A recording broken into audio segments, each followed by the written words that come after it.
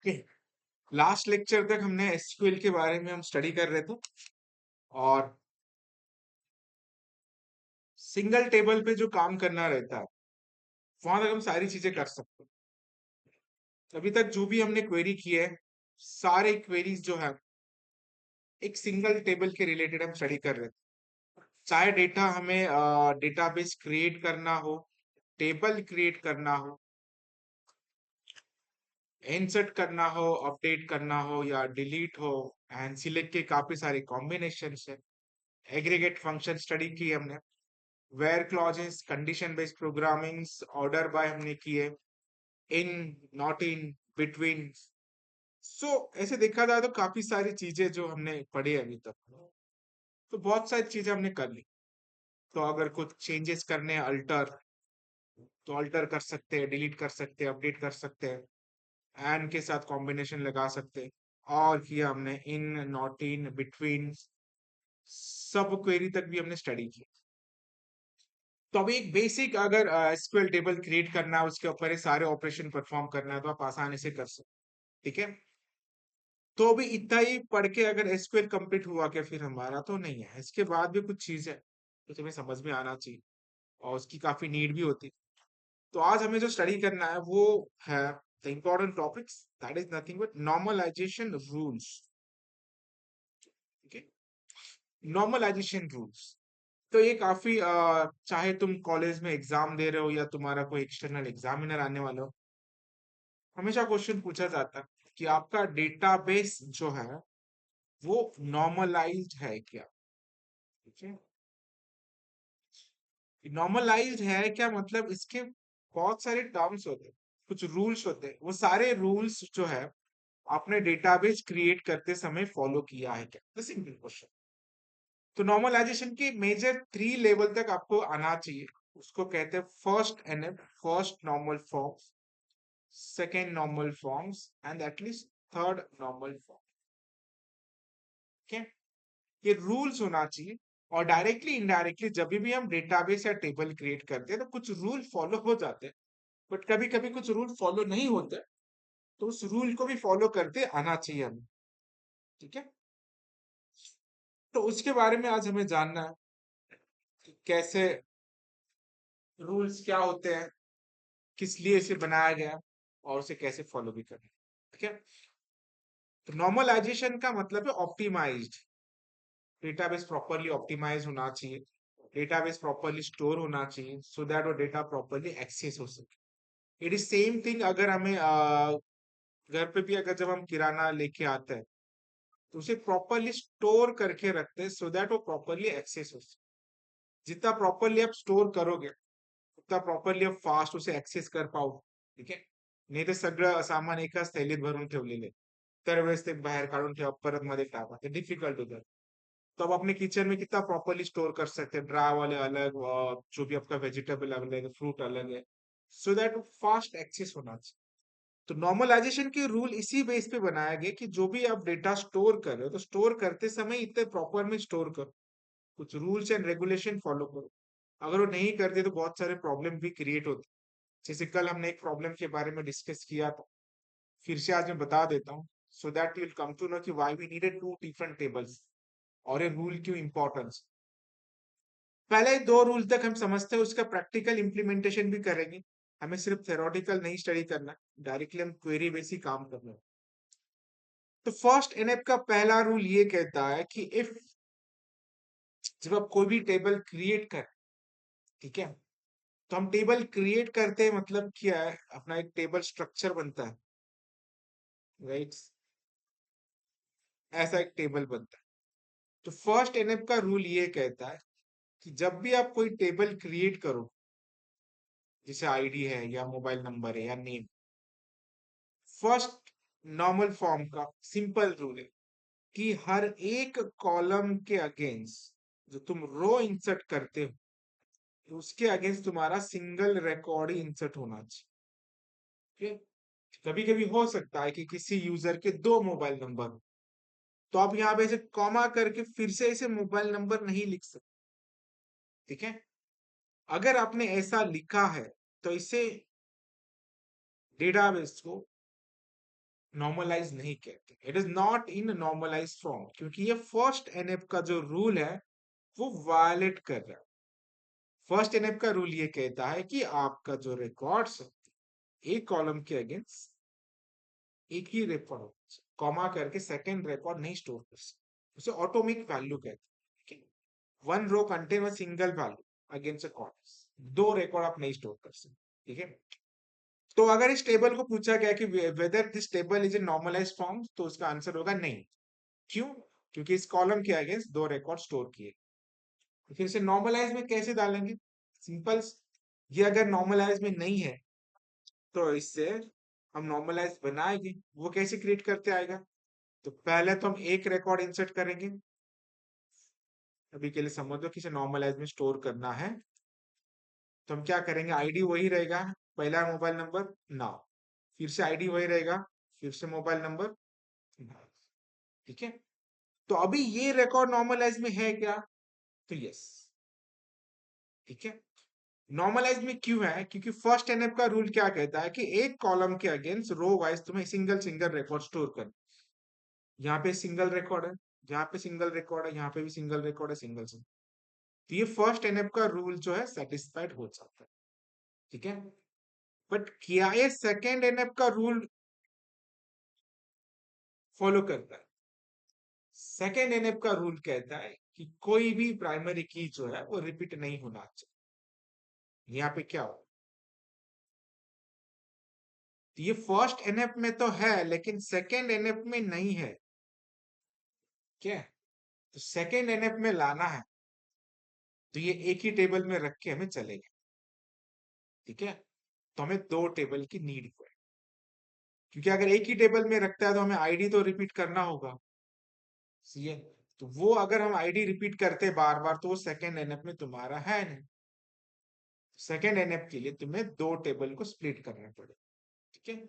So that इसके again जितने भी तुम्हारे मोबाइल नंबर है तुम एक साथ स्टोर कर सकते हो, और वहां पे सिर्फ तुम्हारा फॉरेन की इंट्रोड्यूस हो जाएगा, और फॉरेन की के अगेंस्ट तुम रिकॉर्ड कितने बार भी रिपीट कर सकते हो। तो हम कल का एग्जांपल में फिर से बता देता हूँ कि हमने कल क्या स्टडी किया था। अभी फिलहाल के लिए फर्स्ट एनएफ का रूल ये समझो कि फर्स्ट एनएफ ये कहता है कि एक रो और कॉलम के अगेंस्ट तुम्हारा सिंगल रिकॉर्ड होना चाहिए। तुम दो रिकॉर्ड ऐसे multiple records comma separated by नहीं स्टोर कर सकते, ठीक है। लेकिन तुम इंडिविजुअली अलग अलग करके उसे स्टोर कर सकते हो। बट वो फर्स्ट एनएफ तो सेटिस्फाई कर देगा, बट सेकेंड एनएफ का जो रूल है वो सेटिस्फाई नहीं करेगा, ठीक है। तो कल का एग्जाम्पल अगर हम लेंगे तो तुम्हें थोड़ा समझ में आ जाएंगे कि कल हम क्या कर रहे थे। एक स्टाफ का डिटेल हमें स्टोर करना था, तो हमने एक टेबल बनाया था प्रॉपरली, उसके आईडी लिया था हमने, नेम लिया था, देन अभी हाँ मोबाइल नंबर, देन हमारे पास सैलरी था, और मेजरली क्या था तुम्हारा सब्जेक्ट। स्टाफ के डिटेल स्टोर करने तो सारे डिटेल्स हमने ले लिए। तो जब तक हम separate single single detail store कर रहे थे तब तक कोई प्रॉब्लम नहीं था। जैसे मैंने आईडी वन डाला कि सोनाली मैम थी, उनका मोबाइल नंबर कुछ तो है, सैलरी कुछ तो है, and they are teaching subject आज जावा, कोई प्रॉब्लम नहीं, हो गया। देन फिर सेकंड नंबर का मैंने स्टोर किया कि विकास सर, उनका मोबाइल नंबर कुछ है, सैलरी कुछ है, और वो पढ़ाते सी लैंग्वेज, यहाँ तक भी कोई प्रॉब्लम नहीं है। फिर मैंने मेरा डिटेल डाला कि सूरज सर, उनका मोबाइल नंबर कुछ है, सैलरी कुछ है, और पढ़ाते सपोज एसक्यू, यहाँ तक कोई प्रॉब्लम आ नहीं रहा है, क्योंकि हमने जो जो रिकॉर्ड स्टोर करना था उसका टेबल क्रिएट किया एंड वैल्यू इंसर्ट कर ली।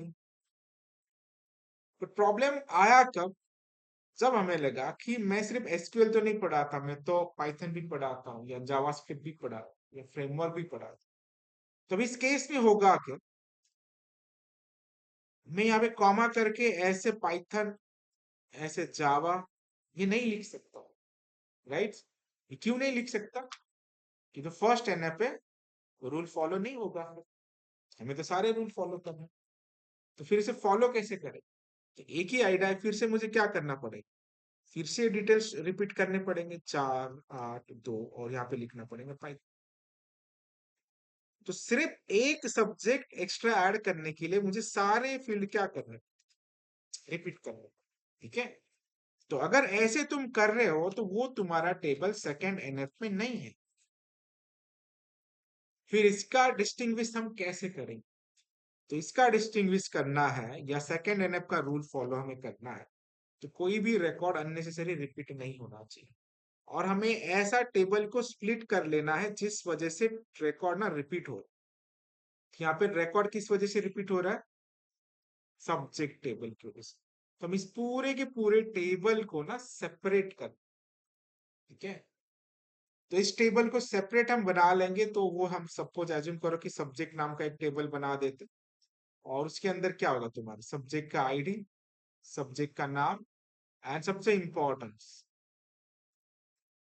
टीचर का है, ठीक है।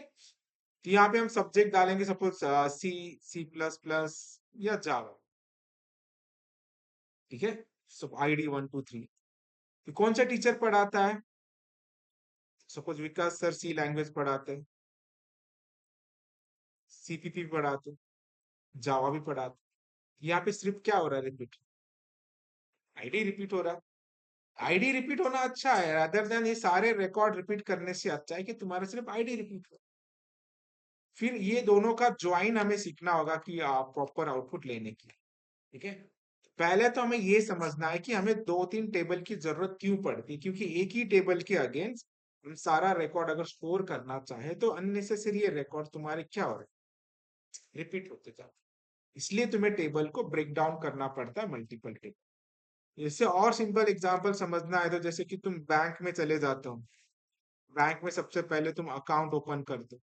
अकाउंट ओपन करते समय तुम्हारा फिर वहां पे अकाउंट नंबर जनरेट हो जाता है, फिर तुम्हारा नाम भी होता है, तुम्हारा एड्रेस हो जाएगा, वहां पे तुम्हारा ईमेल होता है, फिर तुम्हारा मोबाइल नंबर होता है। सारे डिटेल अकाउंट ओपनिंग में समय स्टोर करते हो, तुम्हारा पैन कार्ड, आधार कार्ड, सब कुछ सही है। और आपका बैलेंस भी रहता है, ओपनिंग बैलेंस, जो तुम पैसे इनिशियली डालते हो, बैलेंस सही है। तो ये सारे डिटेल आपने स्टोर किए। सपोज आपका बैलेंस जो है सपोज अभी है 5,000, तो आप सिर्फ अकाउंट ओपन करके रखते हो, उसके अंदर ट्रांजेक्शन करते हो, पैसे तो डालेंगे डेली बेसिस पे। तो अगर एक ही टेबल उन्होंने सॉफ्टवेयर क्रिएट करते समय क्रिएट किया होता, तो आपने सपोज 2,000 रुपए निकाले, फिर से क्या डेटा रिपीट होगा? नाम, address, email, phone number, pan. परत तुम्ही 5,000 रुपये किंवा 3,000 रुपये ऍड केले, परत नाव, एड्रेस, ईमेल, फोन नंबर, है ना। तो सिर्फ एक फील्ड को ऐड करने के लिए तुम्हारा इतना सारा डेटा रिपीट हो रहा है, जो कि अननेसेसरी। तो इसका उन्होंने क्या किया है बैंक ने, कि उन्होंने पूरा का पूरा ट्रांजैक्शन टेबल ना अलग करके रखा। तो इस ट्रांजैक्शन टेबल में तुम्हारा सिर्फ क्या रिफ्लेक्ट होगा? अकाउंट नंबर, तो पैसा आया या गया है, राइट। तो किसका पैसा आया, किसका पैसा गया, कहां से समझेगा?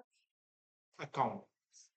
तो ऐसे हमें नीड होती है कि टेबल मल्टीपल क्रिएट करने की। अगर ऐसा नहीं किया तो अननेसेसरी डेटा रिपीट होता है, और उससे बहुत सारे आगे जाके डेटा रिडंडेंसी, डेटा हैवी हो जाएगा और प्रॉब्लम क्रिएट हो सकती है, ठीक है। तो इसीलिए नॉर्मलाइजेशन के रूल बनाए गए। तो 2NF को समझना है तो सिंपल तुम्हें याद रखना होगा कि फॉरेन की द फर्स्ट टेबल का प्राइमरी की अगर दूसरे टेबल में जाता है तो उसे फॉरेन की कहते हैं। तुम्हारा क्वेरी कैसे होगा? फर्स्ट टेबल का प्राइमरी की और सेकेंड टेबल का फॉरेन की को मैच करो, इसका ही ट्रांजेक्शन ये है क्या नहीं, तब जाके तुम्हें रिकॉर्ड सेट जो है प्रॉपरली मिल जाए, ठीक है। ये सारी चीजें हम प्रैक्टिकली देखने वाले हैं। अभी सिर्फ एक चीज को आपको समझना है कि हमें 2 टेबल की नीड क्यों है, ये समझ में आया? 2 टेबल आपल्याला का लागतात?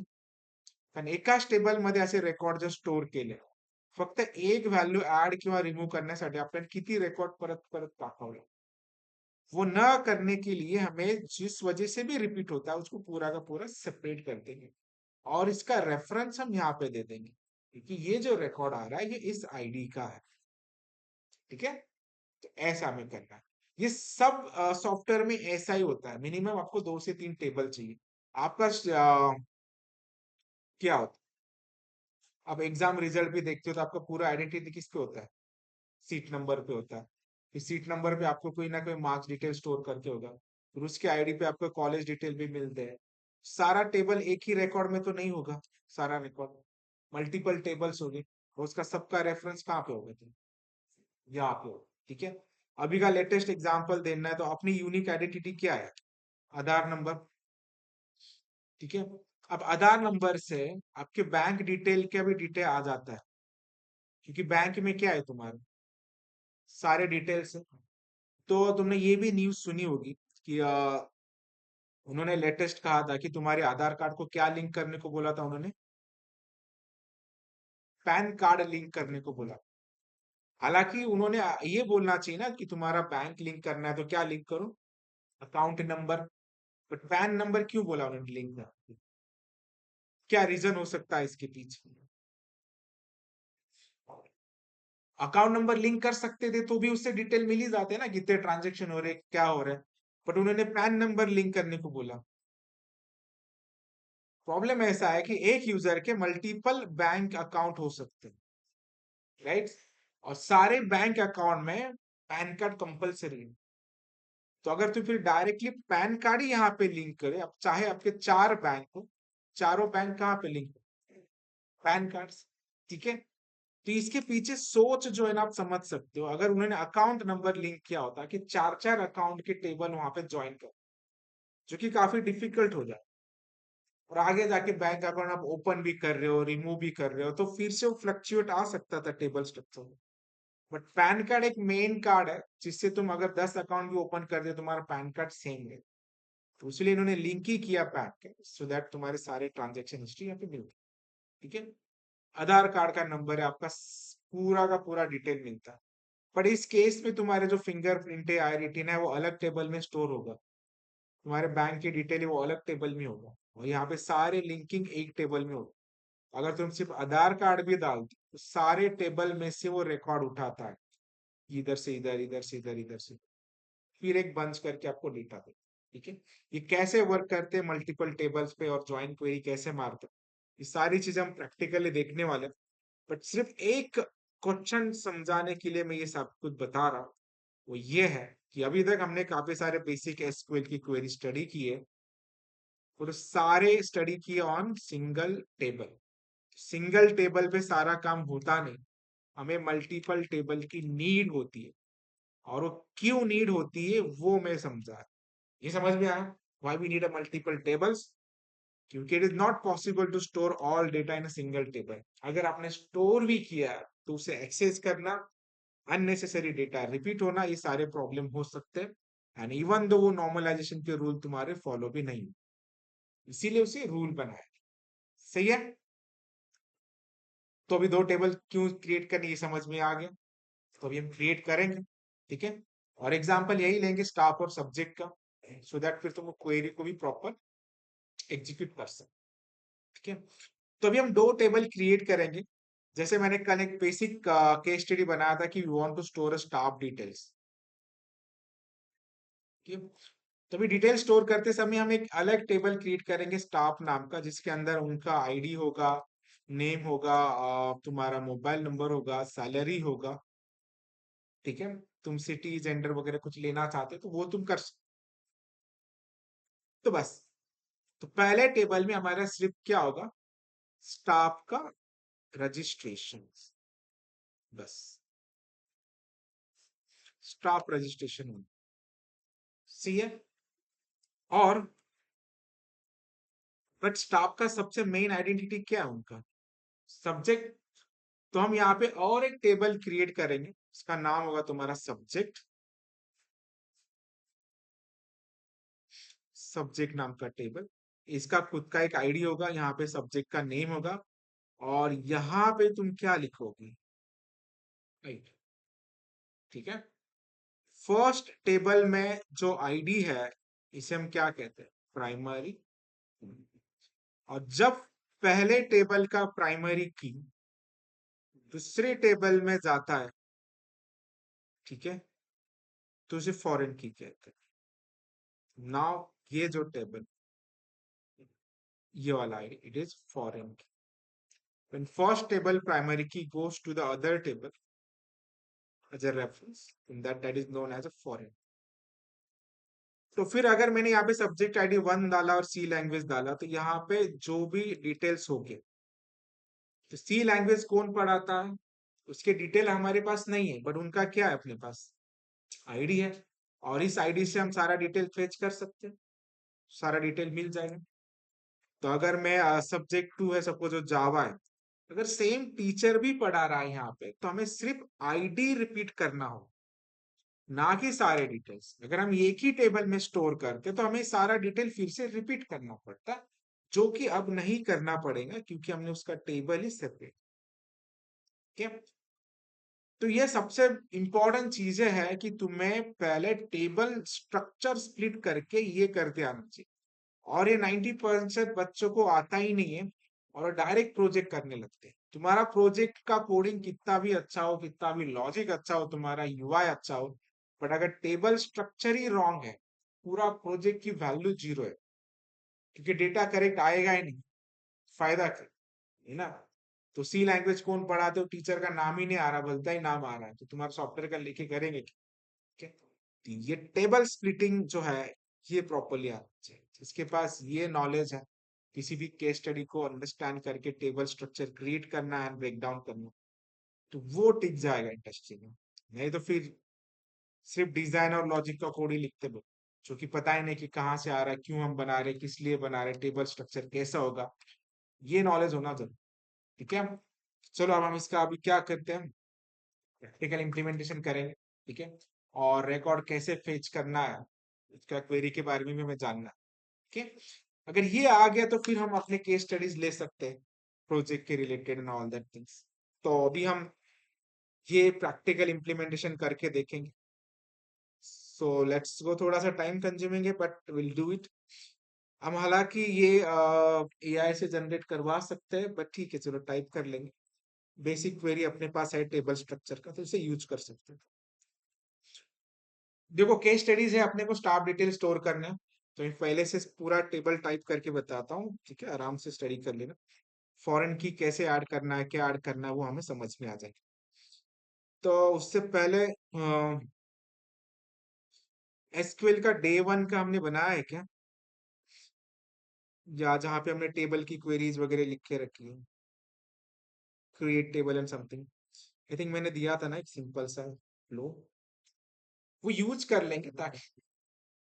डे थ्री था, कल भी हमने बनाया था कुछ शायद, aggregate functions and all that things. हाँ ये है ना, ये मैं, आपको पता है कि वो बार बार टाइम वेस्ट नहीं करना, इसीलिए मैं यूज करता हूँ। तो अभी सबसे पहले हम एक टेबल क्रिएट करेंगे, मैं टेबल का टेबल पे क्लिक करके क्वेरी टूल्स, कौन सा टेबल क्रिएट करना है हमें, स्टॉक। हम यहाँ पे जाएंगे, so first table I am creating, create table stock, STAFF। Okay, ID रखूंगा मैं, प्राइमरी की है हमारा, नेम रखेंगे हम, उसके बाद हम क्या रखेंगे, सपोज उनका मोबाइल नंबर रखेंगे सब। ठीक है, 10 कर लेता हूँ यहाँ पे। और क्या रखना था हमें, दो तीन चीजें रख सकते हैं, नेम मोबाइल, सब्जेक्ट तो नहीं रखना है ना, सब्जेक्ट की वजह से तो प्रॉब्लम है। सैलरी रखना है, ठीक है, सैलरी सपोज इंटीजर रख देते हैं। एजुकेशन रख सकते हैं, जो भी डिटेल हमें स्टोर करना चाहे तो वो कर सकते हैं। ठीक है, 50 रख। और क्या लग रहा है इंपॉर्टेंस, ठीक है, एड्रेस वगैरह या सिटी रख देते हैं, जेंडर वगैरह वो ले सकते हैं, जितना ज्यादा डालेंगे उतना टाइम हमें देना पड़ेगा, बाकी कुछ है नहीं। ठीक है, that is field are depend on you, कि आप 10 फील्ड 15 फील्ड भी ले सकते हैं, but is more than enough. ठीक है, mobile number, names and all that things, इसे हम क्रिएट करें। ठीक है, कि क्रिएट हो गया। चलो अभी वैल्यू इंसर्ट करने हैं, तो इंसर्ट का सिंटैक्स अपने पास है, सिर्फ फील्ड चेंज करेंगे, यानी से बार बार रिपीट कर। Let's go here, insert into क्या करेंगे, टेबल का नाम है हमारा स्टाफ, STAFF। आईडी प्राइमरी की है, पहला हम नेम रखते हैं, देन सेकंड फील्ड क्या हमारा, मोबाइल, सैलरी, मोबाइल है, सैलरी है, education and city, education comma city. पहले नाम पहचान ही नाम रखते हैं, सिर्फ पहला एक पासवर्ड, सर नाम लिखेंगे। सेकंड फील्ड मोबाइल नंबर है, वारकर लिया हमने तो वही रखेंगे, 738, 1 2 3 4, 1 2 3। सैलरी समथिंग कुछ रखेंगे, एजुकेशन MCS, सिटी में रख देता हूँ नासिक, NASHI। ठीक है, तो पहला रिकॉर्ड, लेट्स इंसर्ट प्रॉपरली है कि नहीं, इट्स परफेक्ट, इसे कॉपी करेंगे, 2 3।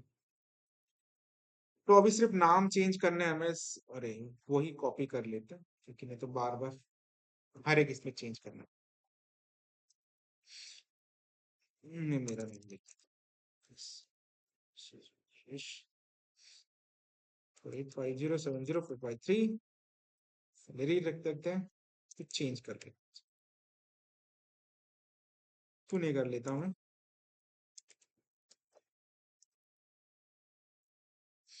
2 रिकॉर्ड इंसर्ट हुए, टाइम इसमें ही जाता है टेबल स्ट्रक्चर क्रिएट करने, बट करना तो पड़ेगा। ठीक है, मैं अभी एक सोनाली ब्रांड लिखता हूँ।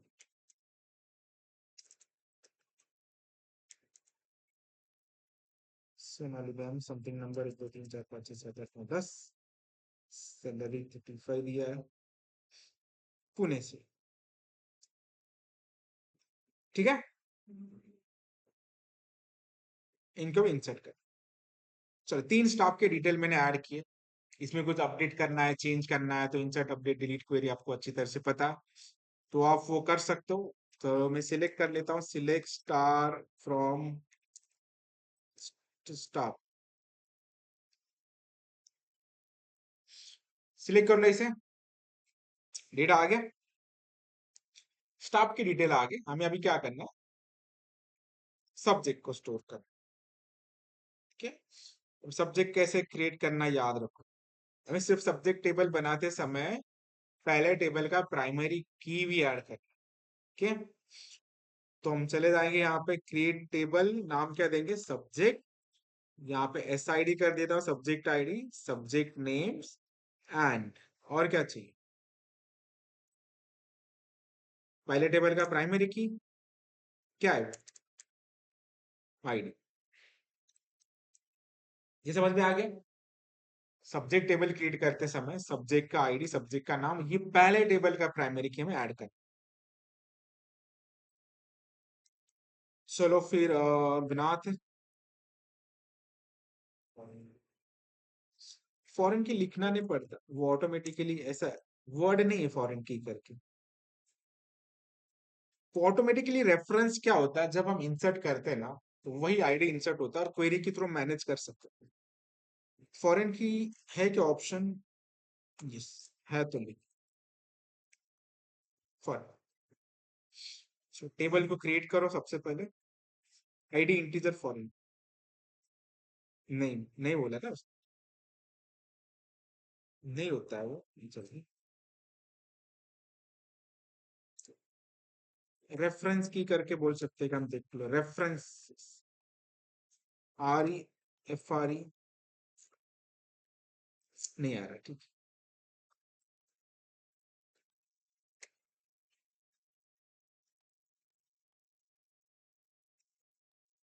नहीं ठीक है, सिर्फ ID लिखो, हम प्रॉपरली उसी का ID डालेंगे तो कोई प्रॉब्लम नहीं। ठीक है, इसके अंदर इंसर्ट करना है, इंसर्ट इनटू हम करेंगे सब्जेक्ट ID, हमें सिर्फ 2 चीजें डालनी है, एक सब्जेक्ट का नाम है, ID, subject names and ID,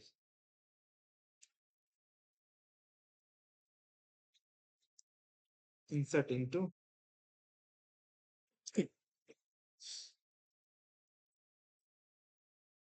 तो पहले हम सब्जेक्ट डालते हैं, सपोज अज्यूम करो सब्जेक्ट जो है, मैं यहाँ पे C लैंग्वेज डाल दूँ, C, और कौन पढ़ा रहा है उनका मुझे क्या डालना होगा, आप ID, तो 1 डाल, ठीक है, यहाँ तक एक ही लाइन में हम बना सकते हैं, Speak properly. सही है. Insert into subject C language. Perfect.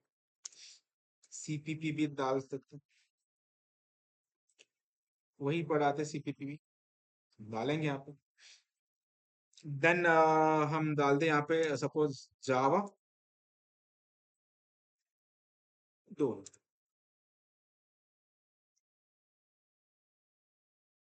ठीक है. एंड मैं SQL लिखता हूँ. वो भी दोनों. सारे टीचर को सारे सब्जेक्ट असाइन कर. और मैं क्या करना चाहता हूँ, एक एक्स्ट्रा सब्जेक्ट ऐड करना चाहता हूँ जो कोई पढ़ाता नहीं. ये हमें नीड होगा जब हम ज्वाइन स्टडी करेंगे ना, तो हमें समझ में आ जाएंगे कि कुछ सब्जेक्ट है. तो यहाँ पे मैं फिलहाल आईडी नहीं डाल. समझो कि HTML.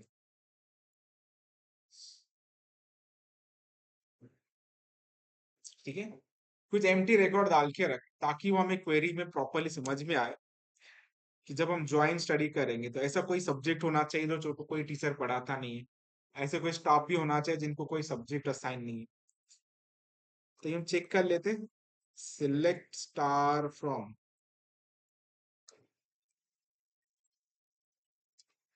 सब्जेक्ट.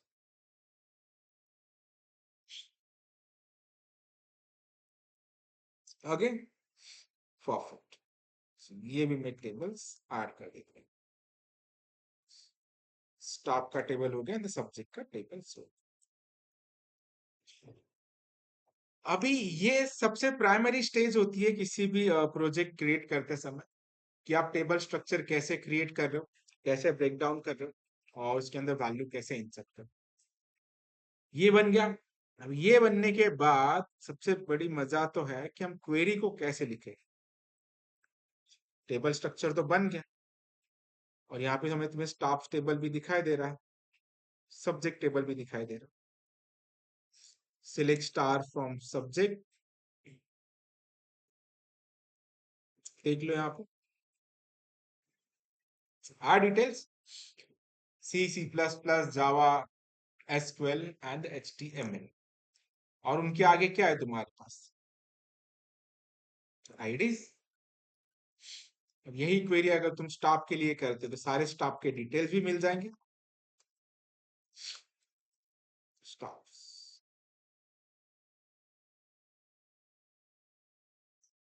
आ गया. तो अभी क्वेश्चन ये है, हम इन दोनों को ज्वाइन कैसे करेंगे.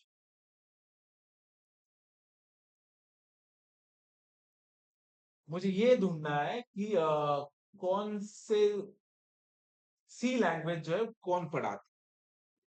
Find the name of the staff who teach C language as a subject. तो उसे कैसे हम करेंगे. अभी तक तो सिंगल टेबल था तो हम काफी आसानी से फिर वो सारी चीजें सिलेक्ट कर लेते थे, एंड वेयर कंडीशन में वो हम इजीली लिख सकते थे. तो फिर बेसिकली हम क्वेरी कैसे करेंगे, हमें क्या क्या चाहिए. सब्जेक्ट का नेम और स्टाफ नेम. तो क्वेरी कैसे करना है हमें. सिलेक्ट. क्या है question. Find staff name who teach C. तो हमें क्या क्या करना है.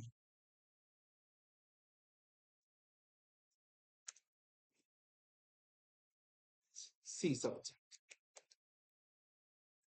तो हम क्या करेंगे, यहाँ पे सिलेक्ट करेंगे नेम कॉमा एस नेम. ठीक है. यहाँ पे देख लो पहले दो क्वेरी के टेबल कैसे माने. तो हमें नेम चाहिए, एस नेम चाहिए, बट इस केस में क्या है, नेम जो है वो स्टाफ फील्ड में है, और एस नेम जो सब्जेक्ट फील्ड में.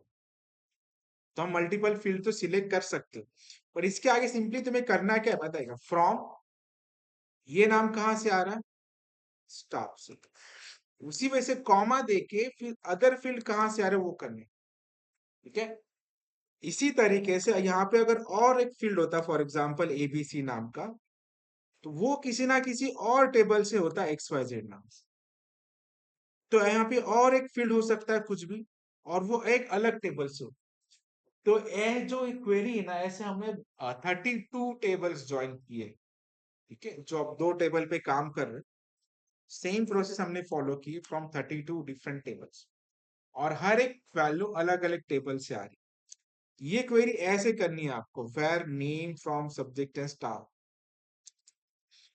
पर अगर यहाँ पे इसे अगर तुम क्वेरी मारते हो तो तुम्हें मल्टीपल ऑप्शन दिखाई दे, आउटपुट जो है ऐसे दिखाई देती। सी लैंग्वेज तीनों सर पढ़ा रहे हैं, सी प्लस प्लस तीनों सर पढ़ा रहे हैं, एसक्यूएल सब पढ़ा रहे हैं, सब कुछ सब कुछ। हर एक टीचर हर एक सब्जेक्ट पढ़ा रहा है, ठीक है। तो ऐसे सिंपल क्वेरी मार के तो चलने वाला नहीं। तो तुम्हें यहाँ पे अभी स्टडी करना होगा, दैट इज ज्वाइन क्वेरीज, ठीक है। सिंपल सिलेक्ट क्वेरी जो है वो एक ही टेबल पे वर्क होता है, वहां पे कोई प्रॉब्लम नहीं होता। तो अभी तुम्हें स्टडी करने ज्वाइंस। तो ज्वाइन से पहले एक बेसिक सिंपल सॉल्यूशन इसका देता हूं, विदाउट ज्वाइन भी आप इसको कर सकते हैं। हर एक बार आपको क्या करना है पता है? अभी नंबर ऑफ रिकॉर्ड कितने फेच हो रहे हैं, अगर तुमने देखा यहाँ पे, तो देर आर 12 रिकॉर्ड्स। 12 ही क्यों आए पता है? कि अपने पास स्टाफ कितने हैं, 3, और सब्जेक्ट कितने हैं, 4 × 3 12। इसीलिए आए कि सारे टीचर के अगेंस्ट सारे सब्जेक्ट असाइन है। तो इसको फिल्ट्रेशन करना विदाउट ज्वाइन क्वेरी भी बहुत सारा यूज हम आउटपुट ला सकते हैं। यहाँ पे करना क्या, हमेशा जब भी ज्वाइन क्वेरी रहेगा या दो टेबल पे आपको काम करना रहेगा, तो आप सिंपली यहाँ पे ये कर सकते हो कि पहले टेबल का प्राइमरी की मैच करेंगे दूसरे टेबल की फॉरेन की से। यहाँ पे तुम्हें ऐसा लिखना होगा, वेर स्टाफ टेबल का प्राइमरी की, that is ID, is equal match होना चाहिए सब्जेक्ट के फॉरेन की के साथ, ठीक है। तो इससे क्या होगा, ऐसे ही टीचर के रिकॉर्ड आएंगे जो स्टाफ टेबल में सब्जेक्ट में है। पहला टेबल हमने एग्जीक्यूट किया तो उसका आउटपुट तुमने देखा, वो भी मैं रखता हूँ। अभी हमने वेर कंडीशन में दोनों टेबल के प्राइमरी की और फॉरेन की मैच की, STAFF स्टाफ, ठीक है। अभी नंबर ऑफ रिकॉर्ड सेट कितने आए, 4। तो इससे तो यही फिल्टर हो गया कि अगर कोई स्टाफ सब्जेक्ट कोई पढ़ा ही नहीं रहा, उसका रिकॉर्ड तो नहीं आएगा, ठीक है। क्वेश्चन क्या था, फिर से पढ़ो। Find the staff's name who teach C as a subject. तो हमने पहले तो फिल्टर आउट कर लिया कि जो जो स्टाफ सब्जेक्ट पढ़ा रहा है उनके नेम लेके आओ, और उसमें से अभी क्या ढूंढना है हमें, सब्जेक्ट नेम। यहाँ पे हम और एक एंड कंडीशन लगा, where S name is equal क्या चाहिए, सॉरी सी। तो जो भी स्टाफ सी लैंग्वेज पढ़ा था उनका नाम, सी लैंग्वेज कौन पढ़ा, डिटेल्स, ठीक है। ये बहुत लोगों को आता नहीं है जनरली, तो प्रॉपरली इसे समझ दो। सिंपल टेबल है, दो तीन ही फील्ड है, ज्वाइन हम कैसे मारे क्या मारे। अभी ये जो हमने स्टडी किया, ये कोई समझ में आई क्या तुम्हें मेजरली? क्योंकि ये अगर समझ में आया तो सारे जो टाइप्स है, लेफ्ट है, राइट है, इनर है, आउटर है, तो सारे ज्वाइन समझ में आ जाए, ठीक है। ये क्वेरी समझ में आया? हम्म, पर सांगू, ठीक है। तो अभी मैं अलग क्वेरी पूछता हूँ, तो वो अभी तुम्हें, ये सब्जेक्ट टेबल है जहां पे हमने सब्जेक्ट नेम लिखा है, और जो सब्जेक्ट पढ़ा था उनका क्या लिखा है, आईडी, प्राइमरी। तो इससे हमें समझ में आता है कि ये सब्जेक्ट कौन पढ़ा था। अगर ये नहीं होता तो हम समझ ही नहीं पाते कि ये कौन पढ़ा। सिमिलर मैनर, अगर अकाउंट नंबर है उस ट्रांजेक्शन के अंदर, तो हम समझ सकते हैं कि ये ट्रांजेक्शन किस अकाउंट में, तो उससे फिर अकाउंट ओनर हम ढूंढ सकते हैं। तो अभी मैं दूसरा क्वेश्चन ये पूछता हूँ कि थोड़ा स्टाफ टेबल पे चले जाते हैं। मुझे ये देखना है जो सुरेश सर है ना, क्या सब्जेक्ट पढ़ाते हैं। ठीक है, तो वो कैसे करोगे फिर? Find the subject name teach bye Suresh. Step by step करना है, ठीक है। क्वेश्चन क्या है, लिख लेता हूं। Find subject name teach bye Suresh. ठीक है, तो सिलेक्ट करो। क्या सिलेक्ट करना है तुम्हें? सब्जेक्ट नेम, कम स्टाफ का नाम भी लिख सकते हो, कोई प्रॉब्लम नहीं। फ्रॉम, दोनों आ जाएंगे, सब्जेक्ट कॉमा स्टाफ। इसी तो सारे कॉम्बिनेशन आ रहे हैं, ये क्वेरी करके तो आधा ही आंसर आ जाएंगे। वेर, क्या करें, कौन से टीचर का आइडिया हमें चाहिए? हमेशा जब भी हम तुम दो टेबल के साथ काम करते हो ना, तो ये जो ज्वाइन है फर्स्ट टेबल का प्राइमरी की और फॉरेन की, हमेशा लिखनी, ठीक है। तभी डेटा फिल्टर है। उसके बाद तुम एंड यहाँ पे लिख सकते हो कि स्टाफ का जो प्राइमरी की है, STAFF, staff dot ID is equal to, ठीक है। दो आईडी मेरा है, तो यहाँ पे सारे सब्जेक्ट लिस्ट आउट हो जाए, जो हम पढ़ा, क्या पढ़ा था, जावा, ऐसे, ठीक है। तो ऐसे फिल्टर आउट कर सकते हो तुम। ये एक जो हम अभी मैंने जो ये क्वेरी किया है, ये इसे सिंपल ज्वाइन कहा जाता है। Without using any kind of joins हम आउटपुट ला पाए, और मोस्ट केस में हमें आउटपुट मिल जाता है। पर इंटरव्यू में स्पेसिफिकली ज्वाइंस के बारे में पूछा जाता है कि लेफ्ट ज्वाइन की यूज करना है, राइट ज्वाइन की यूज करना है, इनर ज्वाइन, आउटर ज्वाइंस, तो ज्वाइन वर्क कैसे करते हैं, अभी उनके बारे में स्टडी करो, ठीक है। ये समझ में आया, दो टेबल क्यों नीड है और कैसे स्प्लिट करना और कैसे उसके आंसर निकालना। उसमें name comma from staff comma subject, तो उसमें सारे टीचर्स को क्यों सेपरेशन है? कहाँ पे तो सिंपल वेयर के अलावा किया था, राइट? क्योंकि हम दोनों टेबल में से सिलेक्ट कर रहे हैं ना, ऐसे ये कर रहे हैं और कोई भी कंडीशन है नहीं, तो इस केस में ना कार्टेशियन प्रोडक्ट होता है, एक रिकॉर्ड लेके और दूसरे टेबल के सारे रिकॉर्ड्स। उसका आउटपुट अगर तुमने देखा ना, सी लैंग्वेज सब्जेक्ट तीनों टीचर, C++ सब्जेक्ट तीनों टीचर, जावा जावा सब्जेक्ट तीनों टीचर, हर एक पॉसिबल रिकॉर्ड तुम्हें मिल रहा है।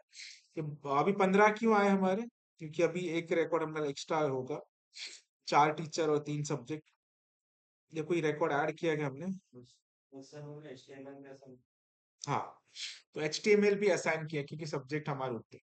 सब कुछ सोनाली बैंगलोर सब्जेक्ट ऐसा नहीं हुआ है। तो वो नहीं ना, हमें यहाँ पे वेयर कंडीशन किधर डाला है, फिल्ट्रेशन डाला ही नहीं ना, जनरल सिलेक्ट किया है सब्जेक्ट और प्राइमरी, तो सारे सब्जेक्ट के अगेंस्ट सारे स्टाफ के अगेंस्ट सारे सब्जेक्ट आ रहे हैं, ठीक है। तो इनका सब भी जो कॉम्बिनेशन होता है, सब्जेक्ट 5 सब्जेक्ट है और 3 स्टाफ है, इसीलिए हमें रिकॉर्ड कितने मिल रहे, 15 रिकॉर्ड, ठीक है। यही अगर हमने कंडीशन लगाया, तो ये वही स्टाफ का रिकॉर्ड देगा जो ऑलरेडी है, दो ही स्टाफ उधर है, एक भी सब्जेक्ट ना ही रिपीट हुआ ना ही कुछ रिपीट हुआ, क्योंकि आईडी जिनका है उनका ही यहाँ पे दिखेगा, और उसमें से और एक फिल्ट्रेशन करना है तो एंड हम लगा सकते, ठीक है। तो इस वजह से ये वर्क करता है। अभी हमें टाइप्स ऑफ ज्वाइन के बारे में स्टडी करना है। सिंपल मैं एक फंडा बताता हूँ। बहुत लोगों को दिक्कत आती है कि ज्वाइंस को कैसे क्रिएट किया जाए, उसका क्या सिंटैक्स है, कैसे सिंटैक्स है। सिंपल में दो चीजें बताता हूँ, वो याद रखना सिंपल, कि जो भी टाइप का ज्वाइंस आपको क्रिएट करना है, एनी काइंड ऑफ ज्वाइंस, तो दो रूल आपको याद रखना है सिर्फ, ठीक है। और वो ये रूल है, दो रूल्स लिखता हूं। ये जो कॉमा है और ये जो वेर है, ठीक है, इन पे ध्यान। कॉमा को आपको रिप्लेस करना है ON से, ऑन, ठीक है। और वेर को रिप्लेस करना है जो भी आप ज्वाइन मारना चाहते हो, टाइप्स ऑफ ज्वाइन, बाकी कुछ भी चेंज नहीं होगा।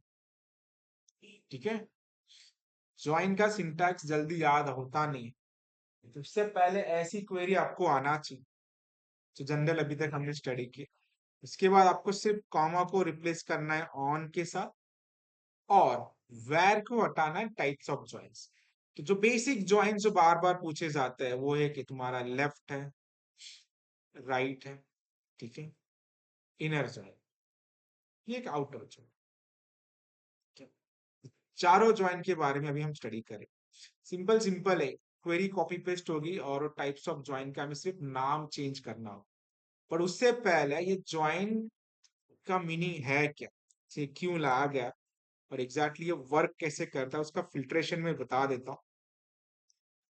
पहले हम जानते हैं इनर ज्वाइन के बारे में, INNER, inner join.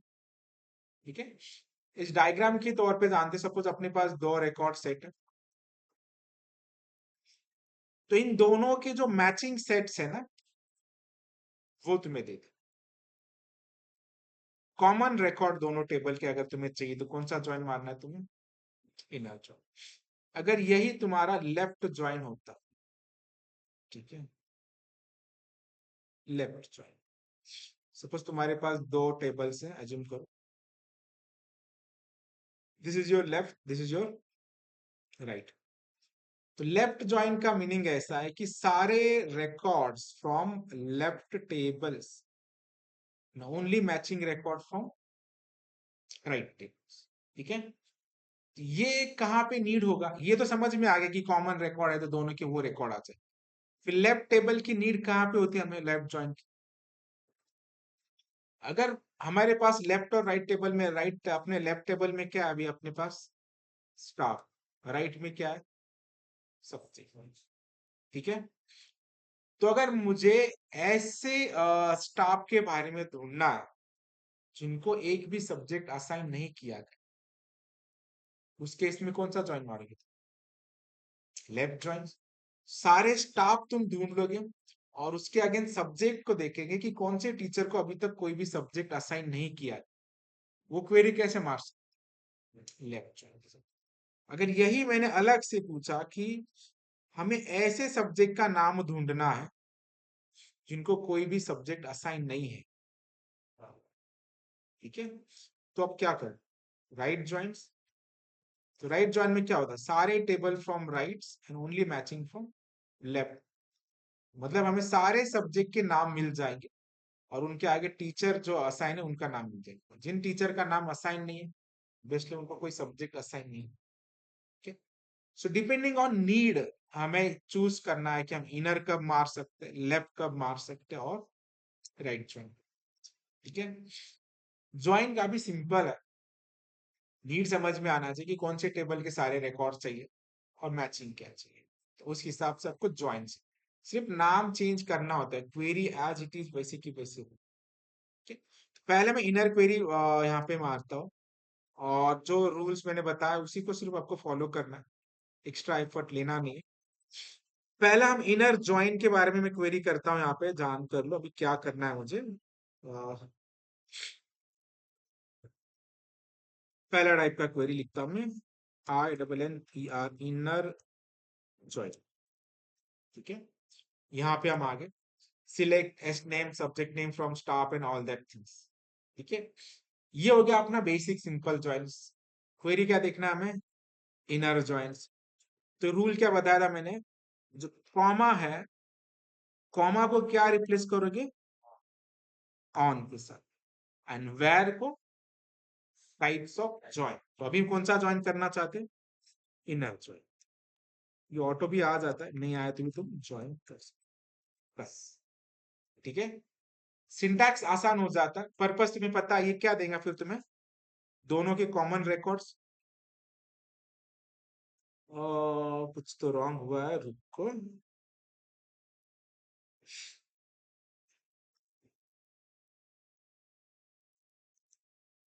On select name comma name as name from subjects,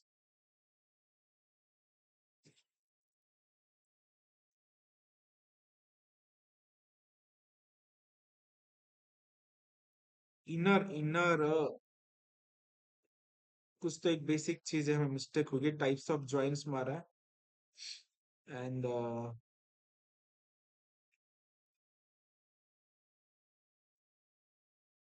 1 minute के लिए देखो। नहीं, क्या रूल में लिखा था हमने, comma replace by types of, comma replace by on and where replace by types of join, I-N-E-R, inner joins.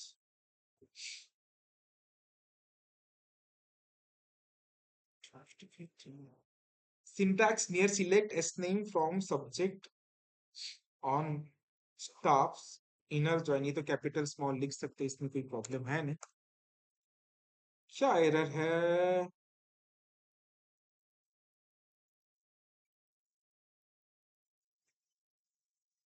Where तो लिखना नहीं है, ऐसे तुम नहीं लिख सकते, ये तो गलत हो ही जाएगा।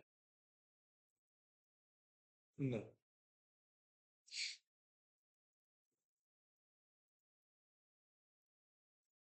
Name comma subject from subject on inner types, इसका देखते हैं। रूल तो वही है, बट क्या चेंज हमारा सिंटैक्स मिस्टेक हो रहा है, चेक कर लेंगे।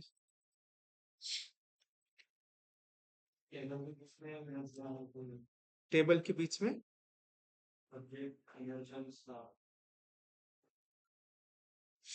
हमने आगे पीछे लिखा है अभी, 1 मिनट रिवर्स करके देखते। Comma replace by types of join हो सकता है and subject inner join staff on, check कर लेते, अगर यही है तो हो जाए। तो मैंने रूल्स चेंज करो, क्या करना है, comma replace by types of joins and where replace by on. ठीक है, ठीक है, उधर जाने की जरूरत। तो अभी कौन से रिकॉर्ड आगे हमें, सिर्फ जो दोनों टेबल के मैचिंग रिकॉर्ड्स दोनों में आए। ठीक है, तो अभी फिर आप टाइप्स ऑफ ज्वाइन मार सकते हैं, अलग अलग इनर ज्वाइन हो गया। अभी सिर्फ आपको क्या करना है, जो ज्वाइन का नाम है ना उसे चेंज करना है। जैसे मैं अभी लेफ्ट ज्वाइन करना चाहता हूँ, LEFT। यहाँ पे कह रहे हैं क्या, LEFT। तो लेफ्ट टेबल के सारे record and the right table के ओनली मैचिंग रिकॉर्ड। तुम अगर यहाँ पे देखोगे तो इससे हमें क्या समझ में आ रहा है कि HTML एक ऐसा सब्जेक्ट है, लेफ्ट टेबल सब्जेक्ट है तो सारे रिकॉर्ड आ गए, और राइट टेबल के ओनली मैचिंग रिकॉर्ड। कब काम आता है कि हमें अगर कोई टीचर को सब्जेक्ट असाइन करना है, तो ऐसा कौन सा सब्जेक्ट है जिनको टीचर ही असाइन है, वो कहाँ से समझ में, लेफ्ट चॉइस। ठीक है, फिर अभी नेक्स्ट क्या क्वेश्चन है, फिर ऐसे कौन से टीचर है जिनको कुछ भी सब्जेक्ट असाइन नहीं, तो वो कैसे करेंगे हम, सिंपल राइट ज्वाइन से।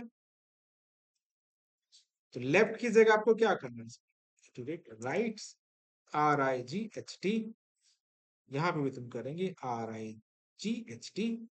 तो अभी उस टीचर का नाम मिलेगा जिनको कोई भी सब्जेक्ट असाइंड नहीं है। कौन से सब्जेक्ट टीचर है, सोनाली। ठीक है, इंपॉर्टेंट समझ में आ रहा है। अगर मैंने हर एक टीचर को हर एक सब्जेक्ट अगर असाइन कर दिया होता ना, तो हमें यहाँ पे कुछ समझ ही नहीं आता कि ये लेफ्ट और राइट का क्या प्रॉब्लम है। इसीलिए मैंने वहां पे एक नल रिकॉर्ड डाला, ताकि हमें पता चले।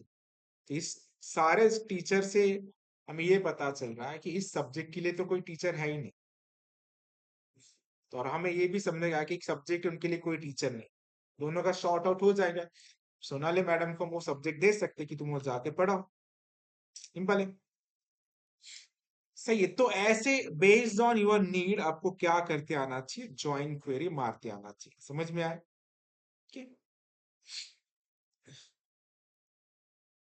इनर ज्वाइन, एक आउटर ज्वाइन भी होता है, लेट चेक कर दो उसका। आउटर ज्वाइन सारे रिकॉर्ड सारे टेबल से दे देंगे, कोई एक्स्ट्रा है नहीं। आउटर ज्वाइन,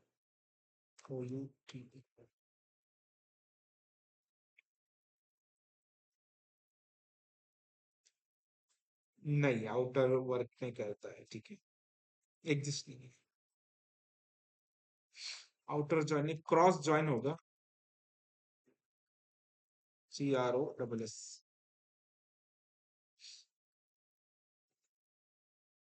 लेकिन क्रॉस जॉइन हम डायरेक्टली मार सकते, क्रॉस जॉइन भी नहीं वर्क कर रहा है, ठीक है सही। ठीक है, आज तीन टाइप के जॉइन को याद रखो।